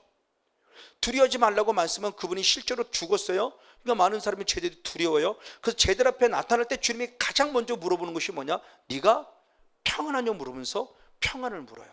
이게 하나님의 본질이에요. 그래서 요한복음 14장 27절에 이렇게 표현했습니다. 요한복음 14장 27절의 말씀을 봅니다.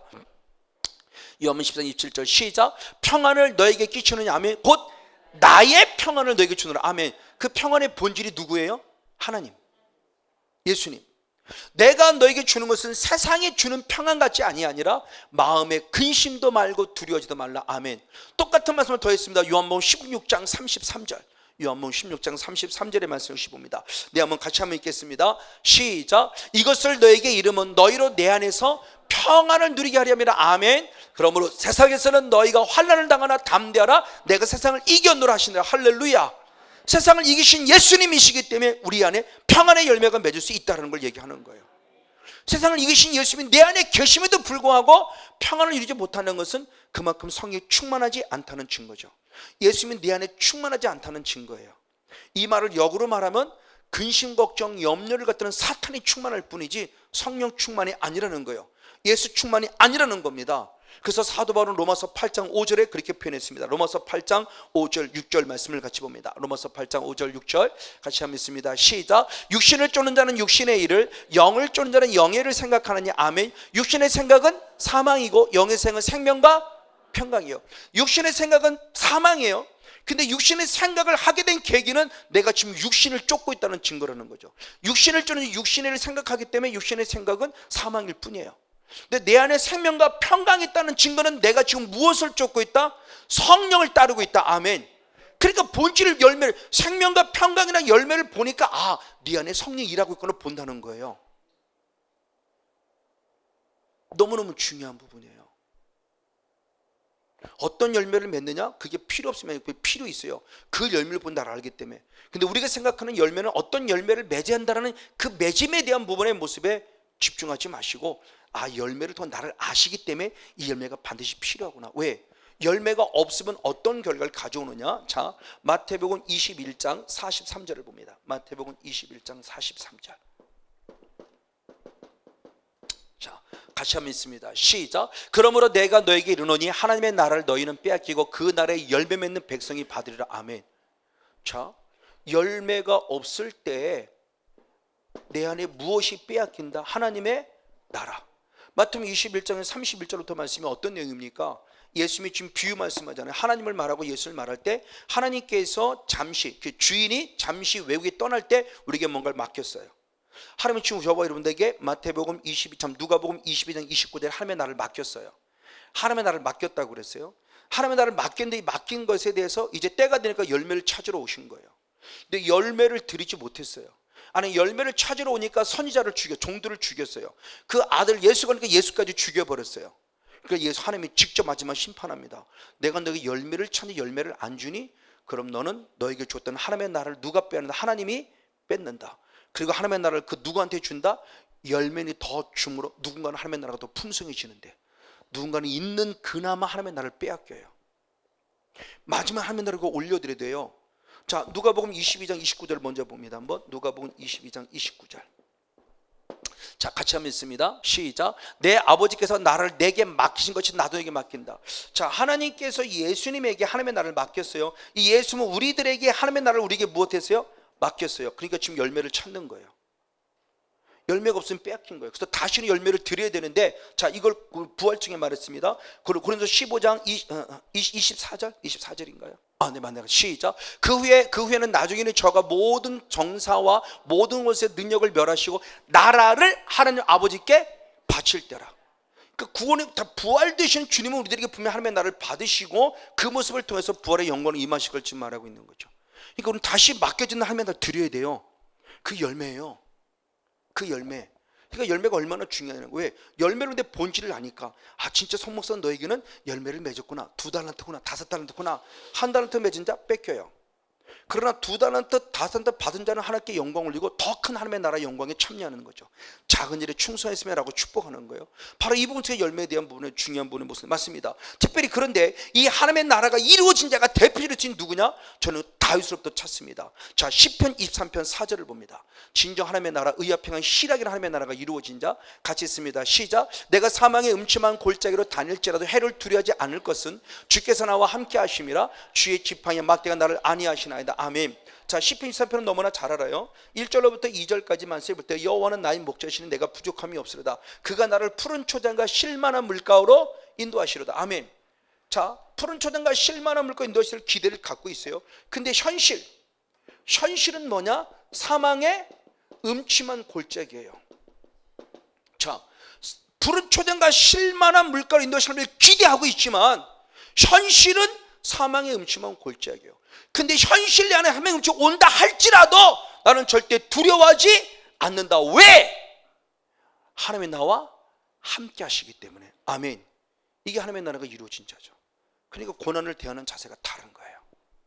제가 부족하지만 조금이나마 이 말씀이 이제는 이해가 되고 이게 제 안에 이루어져 가니까 저는 감사하고 행복한 거예요. 그래서 제가 2017년 7월 달에 이 은혜를 다시 한번 입은 거예요. 이 은혜 입고도 거의 8년 동안에 왔지만 또 상상할 수 없는 고난과 역경 속에 또 다른 위기가 왔었는데 그걸 극복 이겼을 때 제 안에 또다시만 하면 나라가 풍성해진 거죠. 이제 이 믿음이 생기는 겁니다. 아, 이거구나. 하나님의 나라가 이뤘으면 사망의 음침한 골짜기 없는 것이 아니라 있을 수도 있어. 그러나 두렵지 않아. 왜? 그래도 하나님은 나와 함께 하시면 믿고 있기 때문에. 이 신앙이에요. 이 신앙이에요.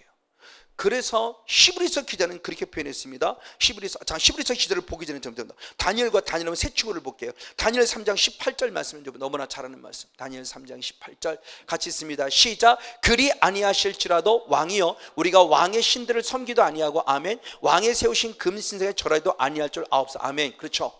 신상에 절해 아니면 죽어 그러는 거죠. 그때 이 다니엘 새 친구가 말합니다. 하나님은 나를 살려줄 겁니다. 근데 혹시 살려주지 않아도 나는 절대 우상 앞에 절하지 않겠다.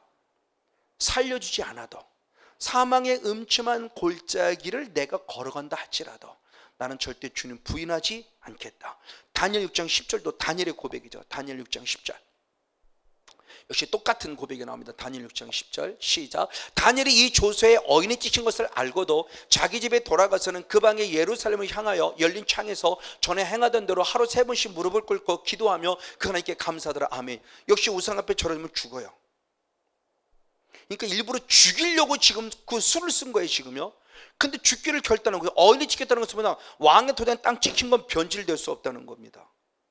그러니까 죽을 줄 알고도 이렇게 해석할 수 있어요. 다니엘은 죽을 줄 알고도 전에 행하던 대로 예루살렘을 향하여 하루에 3번씩 하나님께 감사하며 찬송하며 영광을 돌렸다는 거죠. 죽을 줄 알고도. 하나님의 나라가 이루어지지 않으면 불가능해요. 하나님의 나라가 이루어진 자만이 갈 수 있는 길이에요. 그래서 제가 순교가 가능하겠구나. 그냥 순교하겠다고 되는 것이 아니라 하나님의 나라가 이루어진 자만이 순교가 되는 거구나. 내 안에 이루어진 자만이. 그러니까 거룩한 순교를 걸어가는 거예요. 하박국 선지도 똑같은 얘기를 합니다. 자, 하박국 3장 17절 18절을 봅니다. 하박국 3장 10절 18절 이거 너무나 잘 아는 말씀이죠. 같이 한번 읽습니다. 시작. 비록 부화가 나무가 무성치 못하며 포도나무에 열매가 없으며 아멘. 감람나무에 소출이 없으며 아멘. 밭에 식물이 없으며 아멘. 우리의 양이 없으며 아멘. 외양간에 소가 없을지라도 나는 여호와를 인하여 즐거워하며 할렐루야 나의 구원의 하나님을 인하여 기뻐하리로다. 아멘. 이 믿음의 길 축복합니다. 이거 쉽게 얘기하면 잘 먹고 잘 살지 못해도 찢어지게 가난할지라도 나는 구원의 하나님 여호와로 인하여 기뻐하고 즐거워하리로다. 할렐루야. 정말 이 신앙 가질 자신 있습니까? 그래요. 이 신앙 가지세요. 내가 그런다고 되는 것도 아니고 아멘 한다고 되는 것도 아니더라고요.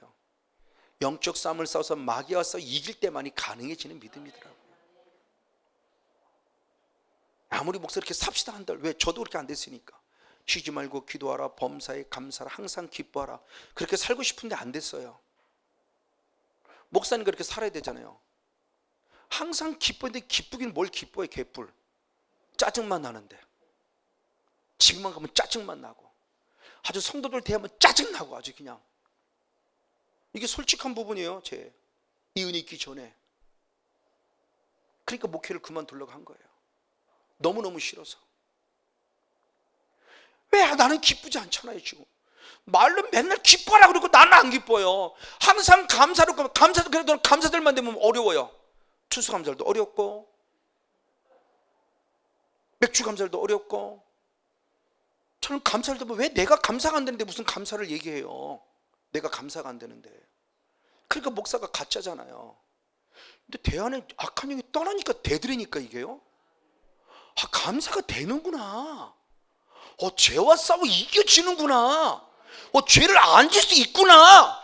이게 되더란 얘기예요. 그래서 말씀이 진리였던 걸 깨달아지는 거죠. 아까 또 요한일서 3장 9절이 이 은혜 있기 전에는 그게 말이 안 되는 거예요. 어떻게 죄를 안 짓고 살아. 짜증나게. 어떻게 죄를 안 짓고 살아. 왜 죄를 딱 안 준다는 말이 있는 거야. 그러니까 제가 그 설교를 못하는 거죠. 자신 있게. 하나님께 너는 죄를 짓지 않는다? 이 말을 못하는 거예요. 왜? 내가 죄 짓고 있으니까. 근데 지금 죄를 아니요. 지금도 죄는 짓고 있지만 죄와 싸워 이거 있기 때문에 그 말씀이 가능하다는 걸 선포하는 거예요. 아, 이게 되는구나. 하나님이 하시니까 되는구나. 악한 영을 물리치니까 되는구나가 되는 거 이게요. 그래서 저는 하게 하신 하나님은 되게 하신 하나님을 찬양하는 겁니다. 맞아, 이 부분이 되는 거예요. 지금 그분이 중요한 모습을 말합니다. 맞습니다. 그래서 히브리서 기자는 뭐라고 표현했냐? 히브리서 12장 11절입니다. 오늘 내가 당하는 고난 속을 어떻게 표현해? 이렇게 표현했습니다. 히브리서 12장 11절. 네, 역시 한번 같이 한번 읽습니다. 히브리서 12장 11절입니다. 시작. 무릇 징계가 당시에는 즐거워 보이지 않고 슬퍼 보이나 후에 그로 말미암아 연달한 자에게는 의의 평강한 열매를 맺나니. 아멘. 고난이 그때는 힘들었어요. 하나님의 나라 가는 길 고난입니다. 사망의 음침한 골짜기입니다. 너무너무 힘듭습니다. 그런데 그 고난의 길 속에서 하나님이 주시는 은혜를 통해서 이기는 자가 될 때 의의 평강의 열매를 맺는다. 아멘. 그래서 결국 승리한다는 거죠. 순교가 될 수 있다는 거예요. 그래서 사도 바울은 어떻게 고백하느냐? 사도행전 20장 24절에 봅니다. 사도행전 20장 24절. 사도행전 20장 24절 같이 한번 읽습니다. 시작. 나의 달려갈 길과 주 예수께 받은 사명 곧 하나님의 은혜의 복음 증거하는 일을 마치려 하면은 나의 생명을 조금 더 귀한 것으로 여기지 아니하노라. 할렐루야. 뭐를 하겠다는 거예요? 순교를 결단하겠다는 겁니다. 근데 저 상황 속에 21장에 넘어가면은 제자들이 성령의 감동을 받아 바울 선생님에게 예루살렘에 올라가지 마세요. 올라가면 죽습니다고 얘기를 해요. 자, 올라가면 죽습니다 라는 말을 성령의 감동을 하는 얘기예요. 근데 성령의 감동을 따라 사도 바울은 압니다. 내가 가면 무엇할고 죽을 건 나도 알아요. 그러니까 죽을 걸 고백하고 21장에 들어 또 한 번 고백합니다. 내 마음을 아프게 하지 마. 나는 죽기를 결단했어. 자, 그럼 보세요. 똑같은 예언이에요. 올라가지 마세요. 이것도 성령의 감동이 죽으니까. 근데 똑같은 성령의 감동을 받았어요. 바울은 어떻게 결정해요? 나는 죽기로 결정해요. 그럼 제자들의 예언이 틀린 예언이 아니에요? 그러면 지금도 여러분 예언을 받을 때 모든 목회자가 10명이 다 똑같으냐? 아니요. 다를 수 있어요. 그럼 여러분들이 분별하면 돼요. 그분이 마귀가 준 것이 아닌 이상 똑같아. 맞을 수 있어요. 그러면요, 그분의 신앙의 분량만큼 주는 거예요. 예언하는 자의 신앙의 분량만큼, 제자들의 신앙의 분량만큼 올라가지 마세요. 죽습니다. 근데 똑같은 예언을 들어도 바울 스스로가 받을 성령의 감동을 받을 때는 나는 죽으러 가겠다고 결단해요. 틀렸다고 말하지 마세요. 틀린 게 아니라 그분의 믿음의 분량만큼 준 거니까 여러분 스스로가 분별해서 여러분 스스로가 택하면 돼요. 예언을, 어떤 예언을 택할 것인가, 그게 레마로 받는 거죠. 자, 중요한 말씀입니다. 바로 이 부분 속에서 결국 사도 바울은 승리의 길을 택하고 죽음의 길을 택해요. 그러나 그 승리과 죽음의 길이 결국은 하나님의 나라를 이루고자 하는 주님의 뜻이 있는 부분의 모습입니다. 사도행 6장과 7장의 말씀에 보면 스데반 집사님 얘기가 나오죠. 스데반 집사님 마지막 죽을 때 돌에 맞아 순교를 당하죠. 근데도 그의 얼굴에 6장에 보니까 아직도 천사와 같은 얼굴을 가지고 있어요. 그래서 눈을 열어 인자 되신 주님이 팔을 벌리고 나를 안아줄 것을 바라보고 있기 때문에 죽음을 당당히 맞이합니다. 그러면서 아파 죽겠네가 아니라 예수님과 똑같은 기도를 하죠. 무릎 꿇고 돌에 맞아 죽는 순간에 아버지여 저들의 죄를 용서하여 주시옵소서. 저들이 자기의 죄를 알지 못하나이다. 그러며 당당히 하나님 품 안에 안겨요. 이게 멋진 스데반이죠. 맞습니다. 이 하나님이신 의와 평강 희락을 누리시고 저 여러분 속에 하나님의 나라가 더 풍성해지는 가운데 정말 하박국 선지자처럼, 다니엘처럼, 다니엘의 세 친구처럼, 때로는 사도 바울처럼 강하고 당당하게 하나님의 나라를 누리는 저와 여러분 우리 모두가 되어지기를 주님으로 간절히 축복하고 축원을 드립니다. 마지막 세 번째 모습은 하나님의 나라의 열매는 어떤 열매들이냐? 베드로후서 1장 3절 4절 두 절 말씀을 봅니다. 베드로후서 1장 3절 4절. 네, 시작. 그의 신기한 능력으로 생명과 경건에 속한 모든 걸 우리에게 주셨으니 아멘. 이는 자기의 영광과 덕으로서 우리를 부르신 자를 알므로 말미암음이라. 이로써 그 보배롭고 지극히 큰 약속을 우리에게 주사 이 약속으로 말미암아 너희로 정욕을 인하여 세상에서 썩어질 것을 피하여 신의 성품에 참여하는 자가 되게 하라 하시네. 아멘. 자, 저 말씀이 무슨 말씀이냐? 자, 3절 말씀부터 먼저 봅니다. 3절 말씀 다시 한번. 그의 무엇한 신기한 능력. 자, 우리말은 신기한 능력이에요. 근데 저것도 해석이 좀 아쉬워요. 사실은 저 신기한이라는 원어가 데이오스예요. 데이오스. 근데 데이오스라는 원어가 저 1장 베드로서 1장 4절로 내려가 봐요. 신의 성품할 때 신, 하나님의 하나님 데이오스. 그러니까 저걸 왜 신기한 능력을 했는지 몰라요. 그러니까 아쉬운 거 이게요. 저 데이오스라는 원어가 5번인가 기록된 5번 가운데 4번은 다 하나님으로 해석됐어요. 근데 하나만 신기한 해석됐어요. 그러니까 저걸 직역하면 신기한 능력이 아니라 하나님이 능력을 주셨다는 거예요. 하나님의 그 능력이 내 안에 들어와서 다시 한번 3절 올라가 봐요. 3절로. 그러니까 신기한 능력이라 그의 하나님의 능력으로 우리에게 생명과 경건에 속한 은혜를 주셨다는 거예요. 그 경건에 속한 능력과 은혜가 바로 4절 말씀이 뭐냐? 신의 성품에 참여하는 거예요. 즉 하나님의 나라가 이루어졌다는 것은 결국 뭐냐? 내 안에 무엇이? 하나님의 성품이 회복되는 거다. 이게 진짜 열매예요. 진짜 열매. 회개에 합당한 죄와 싸움을 이기는 열매도 있어야 되고 의와 평강 희락은 내가 살아가는 삶의 열매도 있어야지만 진짜 중요한 열매는 내 안에 하나님을 닮은 하나님의 형상이 회복돼야 돼요. 왜? 정답을 얘기하면 14절의 말씀에 11절의 말씀 이런 자들이 넉넉히 하나님의 나라 들어간다고 그래요. 그냥 하나님의 나라 들어간다라 가장 넉넉히 들어가는 첫 번째가 신의 성품에 참여한 거예요. 그런 신의 성품은 뭐냐는 겁니다. 신의 성품은 성품의 언어가 본질이라는 뜻이에요. 하나님의 본질, 하나님의 형상이라는 거죠. 이게 창세기 1장 바로 26절 이후부터 하나님의 형상을 따라 우리의 모양으로 하나님의 형상이라는 그 형상이 우리 안에 이루어지는 거죠. 그래서 우리가 창조될 때부터 우리는 누구의 형상을 따라 지음받았다? 하나님의 형상을 따라 지음받은 그 본질이요. 그 본질을 찾으라는 걸 지금 얘기를 합니다. 맞습니다. 그래서 사도 바울 같은 경우도 고린도전서 11장 1절 말씀할 때 중요한 얘기를 했어요.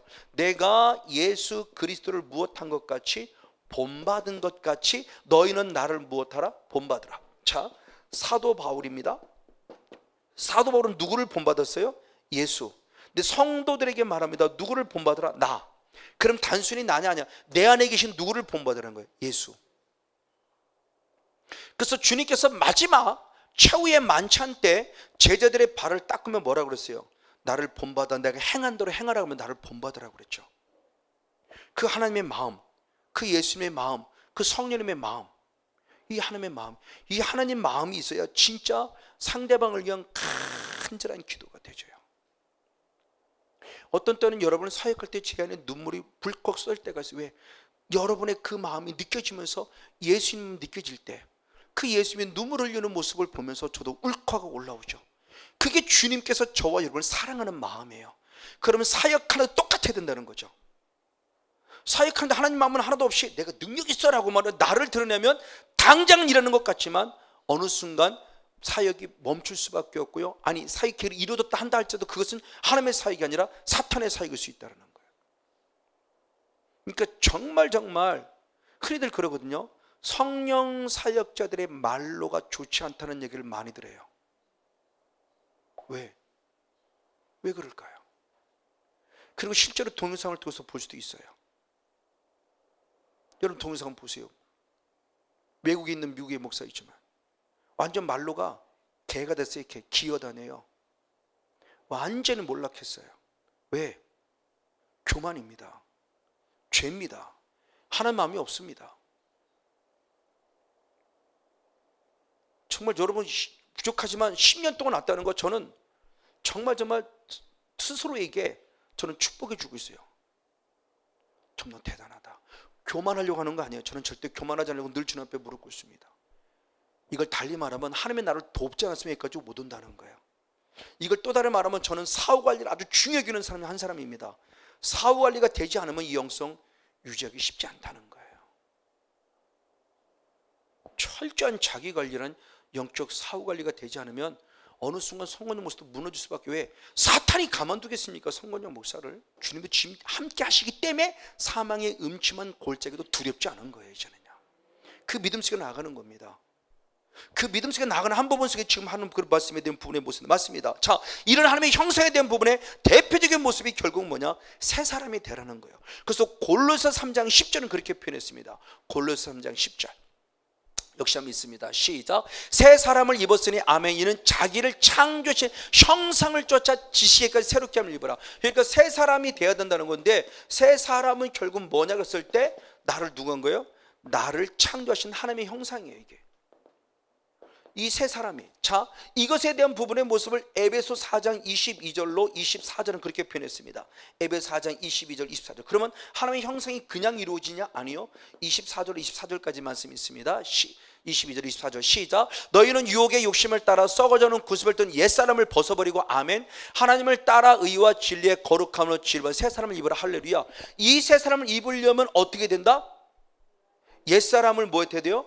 벗어버려. 이 옛사람 벗어버리는 것은 결국 뭐예요? 죄성을 싸우는 거죠. 마귀를 물리칠 때만이 가능해요. 마귀의 성에 내게 옛사람이니까, 유혹의 욕심을 따른 옛사람이니까 이게 처리가 돼야 된다는 겁니다. 근데 이것이 어떻게 처리되느냐? 그냥 처리되지 않으세요. 성령이 필요한 거예요. 그래서 사무엘상 10장 6절 대표적인 말씀을 봅니다. 사무엘상 10장 6절의 말씀을 봅니다. 사무엘상 10장 6절의 말씀 같이 봅니다. 시작. 너희는 여호와의 신이 크게 임하리니 아멘. 너도 그들과 함께 예언을 하고 변화하여 뭐가? 새 사람이 되리라. 아멘. 사무엘상 10장 6절이 누구냐? 사울 왕을 말하는 거예요. 사울 왕이 성령이 임하여 기름 부어지는 순간 그가 누가 되었다? 새 사람. 하나님의 형상을 닮은 새 사람이 되었다는 거예요. 새 사람이 되었다는 것은 성경 기록되지 않지만 결국 사울 왕의 누가 악한 영이 떠나갔다는 거죠. 근데 잘하는 대로 16장 18장 19장에 보면 다시 사울에게 악한 영이 한 번, 두 번, 세 번에서 강하게 들어오죠. 이걸 신약에서는 더 7이나 악한 존재가 들어온다고 표현한 거예요. 그러니까 악한 영이 떠났다로 끝나면 안 돼요. 성경도 똑같이 얘기합니다. 누가복음 4장 13절의 말씀은 예수님이 명함에 악한 영이 떠났는데 얼마 동안만 떠났다는 거예요. 얼마 동안 떠났다는 얘기는 언젠가 다시 예수님이 또 공격해 들어왔다는 거죠. 그럼 지금도 마찬가지죠. 그러니까 사후 관리가 안 되면 분명히 공격해 들어온다는 거예요. 들어올 때는 혼자 들어오지 않죠. 더 악한 7을 가지고 들어온단 말이에요. 그러니까 지금 당장 됐다는 거로 끝나지 마시고 끝까지 싸워야 돼요. 끝까지. 하나님의 형상, 그 성품을 빼앗기지 말라는 거예요. 그래서 하나님의 형상 가운데 레위기 11장 44절 45절의 말씀에 보면 내가 거룩하니 너희도 거룩. 이 거룩함이 결국 우리가 어떤 은혜를 주느냐? 로마서 6장 22절은 그렇게 표현했습니다. 로마서 6장 22절 시험 같이 있습니다. 시작. 그러나 이제는 너희가 죄에 해방되고 아멘 하나님께 종이 되어 거룩함이라는 열매를 얻었으니 이 마지막 결국 뭐다? 영생. 그러니까 예수님을 닮아가는 거룩함이 되지 아니하면 영생의 반열에 설 수 없는 거예요. 그걸 데살로니가전서 4장 3절부터 8절까지 말씀입니다. 똑같은 말씀을 하고 있어요. 거룩하지 않은 건 성령을 결국 저버렸다고 그래요. 성령이라는 영 자체가 거룩한 영이잖아요. 그분이 곧 성령 하나님이에요. 그분이 내 안에 임하시는 내가 거룩한 삶을 살아가지 못한다는 것은 성령 충만하지 못하다는 증거예요. 역으로 사탄이 충만하다는 증거니까 성령을 저버린 거예요. 성령을 저버리고는 천국 갈 수 없어요. 성령이 계시기 때문에 천국을 가는 거지. 그리고 삶의 삶, 행위라는 부분에 관점 맞추지 마세요. 그래도 지금은 많이 달라졌어요. 인터넷을 통해서 또는 책자를 통해서 보면 많이 달라졌어요. 인터넷에 올라오는 장로교 목사님들의 글들을 보면 많이 달라졌어요. 장로교 어느 측에서 그런지는 모르지만 장로교 목사님 사상이 많이 달라진 거 글들을 통해서 봐요. 옛날 같지 않아요. 옛날에 한 번의 구호, 한 번 용으로 영원한 구원이라는 것에 매이지 않아요. 이제는 장로교 목사님들도 생각이 많이 달라졌어요. 즉 교리에 매이지 않고 본인들이 성경 안에서 깨달은 부분에 무슨 쓰여지는 모습을 보면서 하나님께서 깨닫기는 저는 믿어요. 그분들이 누구한테 배워서 그렇게 썼겠습니까? 그분들 성경 읽으면서 깨달아지니까 전혀 다른 글들이 나오는 거예요. 와, 이제는 많이 달라졌구나. 정말 많이 달라지는 걸 봐요. 글들이 많이 달라졌어요. 이제는요. 교리에 매이지 않아요. 한 번거는 영원한 구원에 매이지 않아요. 장로교 목사님들이요. 그런 논쟁들이 벌어지는 글들이 많이 올라옵니다. 근데 그런 걸 자세히 살펴보죠. 지금 정말 많이 다른 걸 느껴요. 성결교나 감리교나 순복음의 목사님이 아니라 장로교 목사님들이 많이 달라졌어요. 이제는요. 어떤 보십시오. 지금 거룩함이라는 열매인데 더 나아가 갈라디아서 5장 22절로부터 23절 2절 말씀을 봅니다. 시작. 오직 성령의 열매는 사랑과 희락과 화평과 오래 참음과 자비 양성과 충성과 온유와 절제니 이 같은 것을 금지할 법이 없느니라. 아멘. 저게 하나님의 나라가 이루어진 자만이 가질 수 있는 성령의 9가지 열매. 이게 하나님의 형상이죠. 그 첫 번째가 사랑이죠. 그렇죠? 사랑이라는 부분의 모습은 너무 중요해요. 자, 이 사랑의 본질을 알고 있기 때문에 사도 요한은 그렇게 썼습니다. 요한일서 4장 7절 8절을 봅니다. 요한일서 4장 7절 8절. 하나님의 본질을 얘기합니다. 요한일서 4장 7절 8절 시작. 사랑하는 자들아 우리가 서로 사랑하자. 사랑은 하나님께 속한 것이니 사랑하는 자마다 하나님께 나와서 하나님을 알고 아멘. 사랑하지 아니하는 자는 하나님을 알지 못하나니 이는 하나님의 본질이 뭐예요? 사랑이에요. 하나님의 본질은 사랑이지. 이 하나님이 내 안에 우리 안에 계시기 때문에 나로부터도 무슨 열매가 나오기를 원한다? 사랑. 그래서 이웃을 사랑하는 자가 하나님을 아는 자다. 이웃을 사랑하지 아니하면 하나님을 알지 못하는 자다. 하나님을 알지 못하면 천국 간다 못 간다? 못 가죠. 아는 게 곧 믿음이고 믿는 게 곧 아는 거니까. 그러니까 여러분 우리 삶을 그냥 얼렁뚱땅 대강 다시 보지 마세요. 제가 이 부분에 그래서 그렇고 저는 이 부분에 와닿는 게 뭐냐, 제가 이 은혜를 입고 2000년 9월 달에 이 교수님을 만났을 때 가장 먼저 첫 번째 하게 하신 깨닫게 하신 말씀이 뭐냐, 요한일서 4장 20절의 말씀과 디모데전서 1장 13절의 말씀이었어요. 제가 인격적 성령을 만나고 가장 먼저 깨달은 게 요한일서 4장 20절. 눈에 보이는 사람을 사랑하지 않고는 눈에 보이는 하나님을 사랑한다는 건 거짓말. 제가 그렇게 살아왔어요. 성도는 사랑했어요. 그나마. 근데 아내하고 아이들은 사랑하지 못했어요. 성도같이 여기지도 않았어요. 성도같이만 여기서 내가 아내를 대하는 게 달랐을 거예요. 왜? 성도들은 무조건 참거든요. 속상해도 억울해도 미워도 참아요. 근데 아내한테는 못 참았어요. 사모가 돼갖고 말이야, 지금 뭐 하는 거냐고 맨날 못 참았어요. 그럼 저는 아내를 사랑하는 마음이, 육으로만 사랑했지 영으로 사랑하는 마음이 없었던 거예요. 부부로 그냥 한 몸을 섞었을 뿐이지 아무런 사랑하는 마음이 없었어요. 아내를 내가 조금 더 긍휼히 여기는 마음이 없었어요. 불쌍히 여기는 마음이 없었어요. 제가 그렇게 살았어요. 그래도 저는 말씀 중심으로 목회한다고 생각했고 나름대로 열심히 기도한다고 생각했고 전도한다고 생각해서 교회가 붕대니까 교만했던 거죠. 그러니 주님이 거기서 덜컥 걸리게 한 것이 너무 감사한 거죠. 그거 깨닫지 못했으면 저는 지금 제가 어떻게 되는지 몰라요. 그것 때문에 아내 앞에 무릎 꿇고 아이들한테 무릎 꿇고 용서를 구하고 오늘까지 오면서 가정천국이 이루어진 거예요. 이제서야 제 안에 천국이 이루어지고 이제서야 가정천국이 이루어지는 거예요. 그전에 그렇게 못했어요. 지금 딸이 있지만 10년 전만 해도 그냥 슬기야 그래도 그냥 울어요. 왜? 아빠한테 가면 나 소리 지르는 거 아닌데 울어요. 그냥 그 아픔 속에서 그냥 아빠가 떠면 또 뭔가 야단치겠는 거 싶어서 그만큼 아빠를 두려워하고 있는 거죠. 그러니까 정말 내가 어떻게 살았는가 눈에 보일 때 이 은혜 입은 게 너무너무 감사한 거예요. 지금 딸하고 대화도 잘 나누고요, 아내하고 대화도 잘 나누고요. 은혜 바뀔 때는 그러니까 대화, 소통이 되더라고. 그때는 저는 충청도 사람인데 경설처럼 말 한마디 안 합니다. 집에 있어도 말 한마디 안 하고요. 밥 줘, 이거면 끝이에요. 그냥 진짜 못난 놈이에요. 그러고도 남자로 참 희한해요. 하여튼 어떻게 살았나 몰라요. 그게 어떻게 그렇게 해서 그것도 아내라는 사람이 잘 견뎌준 게 감사한 거지. 지금 같으면 누가 살려고 당장 이혼해 그러죠. 누가 살아요? 지금 같으면 이혼해 그러지. 살아준 게 고맙죠. 지금 그 이은혜를 입었으니까 다시 회복된 게 감사하고. 그래서 집사람 하는 얘기가 있었어요. 이은혜 입고 나서 우린 날마다 신혼이야 그랬어요. 신혼. 정말 행복하게. 아, 이게 진짜 하나님의 나라다. 어쨌든 그분의 모습이 중요한 지금 말씀을 합니다. 맞습니다. 자, 이분의 모습에서 하나님의 나라가 이루어진 귀한 삶의 모습을 얘기했을 때 바로 이 모습인데, 이 하나님의 나라가 이루어진 자의 모습을 또 다른 각도로 말할 때 하나님의 자녀를 빛의 자녀라고도 표현했습니다. 요한복음 12장 36절 역시 봅니다. 요한복음 12장 36절 같이 한번 읽습니다. 시작. 너희에게 아직 빛이 있을 동안에 빛을 믿으라. 그러면 빛의 아들이 되리라. 아멘. 예수께서 이 말씀을 하시고 저희를 떠나가 숨이니라. 그렇죠? 예수님이 빛인데 빛이 계실 때 예수를 믿으라. 그러면 결국 빛의 아들이다. 하나님의 자녀임을 얘기를 하는 거죠. 그러면 하나님의 자녀는 뭐냐? 야고보서 에베소 5장 8절 9절. 에베소 5장 8절 9절. 에베소서 8절 9절 시작. 너희가 전에는 어두움이더니 이제는 주 안에서 빛이라. 아멘. 빛의 나처럼 행하라. 빛의 열매는 뭐다? 모든 착함과 의로움과 진실함이다. 그래서 착함과 의로움과 진실함이 결국 하나님의 성품인 거죠. 그렇죠? 그래서 착함과 의로움, 진실함.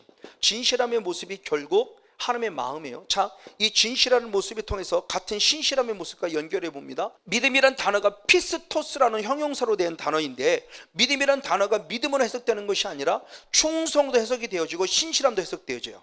그러니까 결국은 뭐냐? 믿음이 사람이라 한다면 충성할 수밖에 없는 거고, 믿음의 사람은 당연히 신실할 수밖에 없다는 거예요. 근데 믿음이 있다고 하면 신실하지 않으면 그 사람은 가짜인 거죠. 근데 반면에 믿음 없는데 신실한 척으로 보일 수 있어. 이것도 가짜예요. 근데 진짜 믿음이 있다면 믿음의 사람 반드시 열매가 있어요. 충성이라는 열매, 신실한 열매가 있어요. 이게 하나님 마음이에요. 맞아요? 특별히 착함의 모습도 마찬가지죠.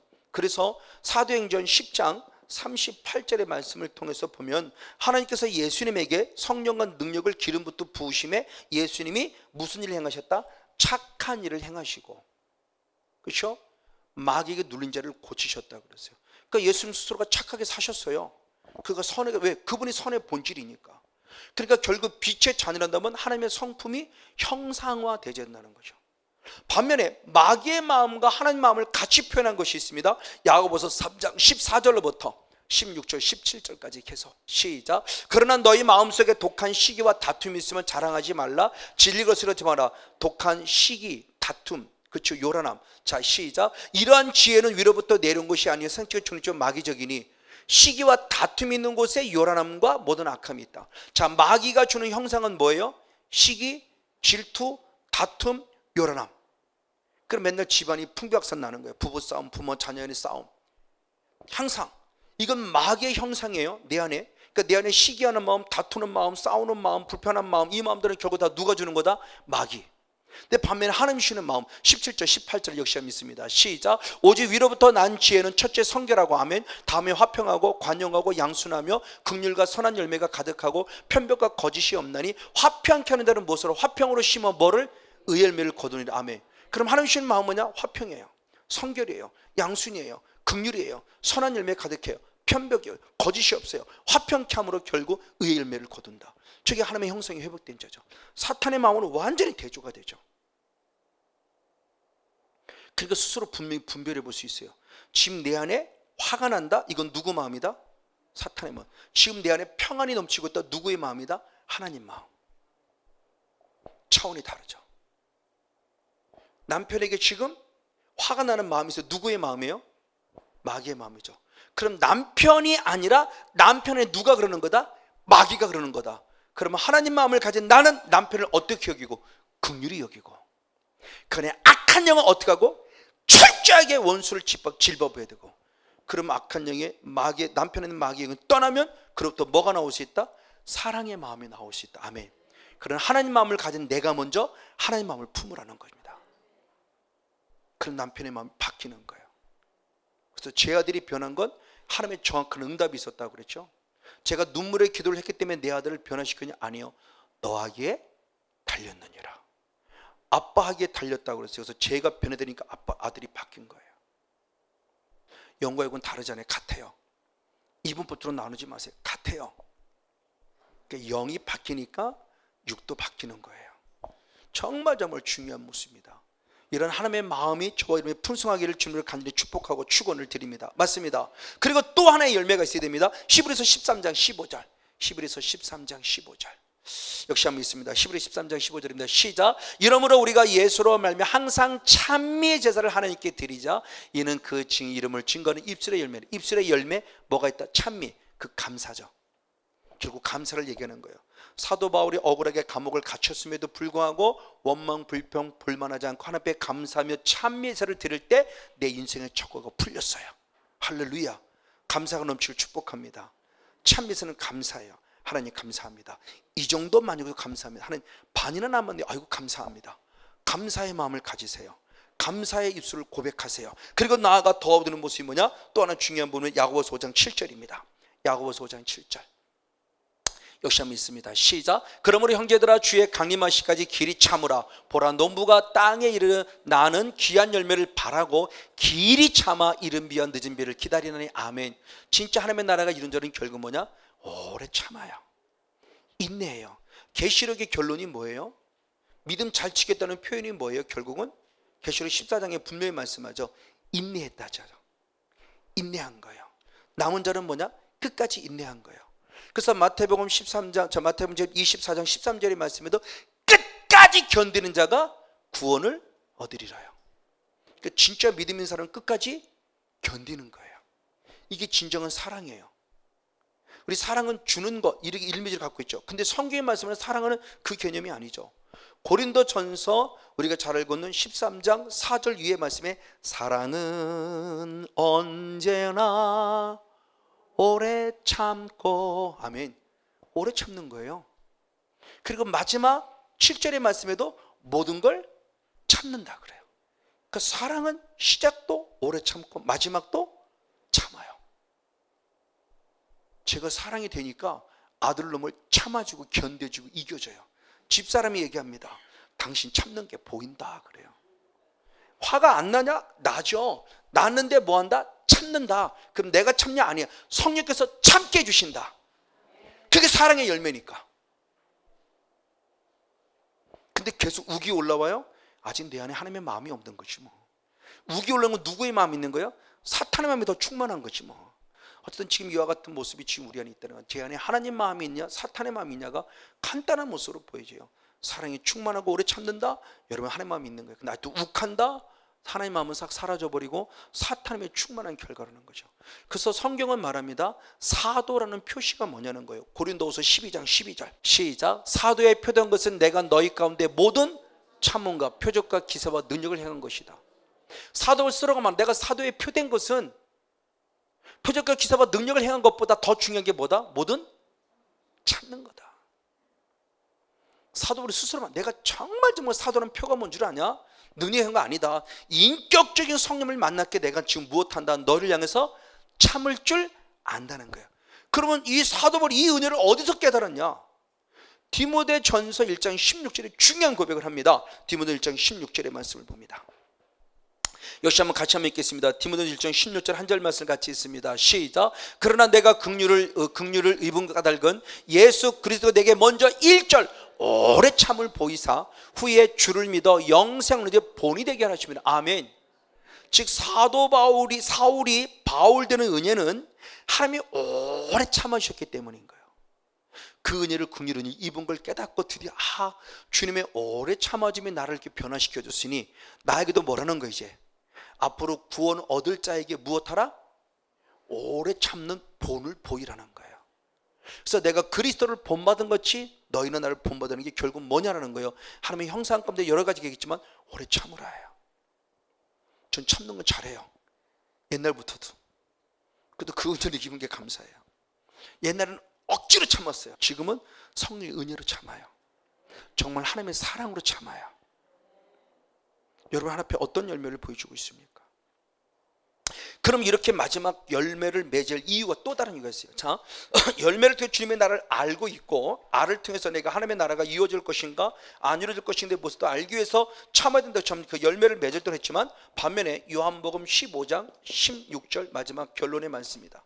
하나님에게 열매를 원하는 또 다른 이유입니다. 결론입니다. 같이 한번 있습니다. 시작. 너희가 나를 택한 것이 아니라 내가 너희를 택하 세웠나니. 아멘. 이는 너희로 가서 과실을 맺게 하되 또 너희 과실이 항상 있게 하여 내 이름으로 아버지께 무엇을 구하든지 다 받게 하려면. 아멘. 자, 열매를 맺는 거 그러면 열매마저도 내가 맺냐? 아니다. 누가 맺게 하신다? 하나님께서 내게 항상 열매를 맺게 하시는 은혜를 힘주고 주는다. 아멘. 그러니까 열매를 맺지 못하는 마귀를 떠나지 않고는 결국 열매 맺기 쉽지 않다는 거죠.